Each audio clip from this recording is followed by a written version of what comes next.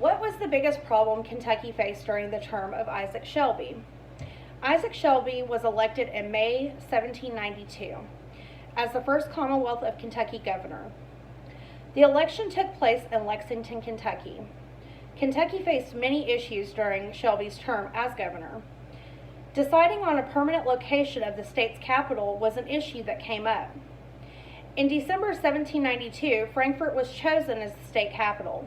Land claims and ownership continued to be a considerable issue. The Court of Appeals ended up being the center of attention in Kentuckians' political outrage. Constant threats of attacks by Native Americans north of the Ohio River kept many Kentuckians on edge and fearful. Kentuckians used great caution, but still fell victim to natives. Some folks were murdered, held captive, forced into slavery, robbed, and tortured. Commercial ports did not flourish easily. Shelby requested help from the President Washington. Washington sent General Anthony Wayne, the governor, that formed a militia to help defend Kentuckians.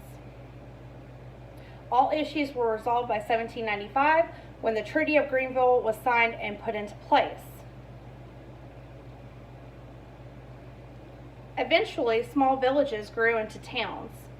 Food supply and sanitation became very challenging for townspeople.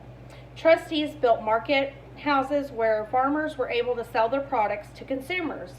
Trustees hoped to regulate the quality of the produce being sold. Sanitation became another major issue in developing towns.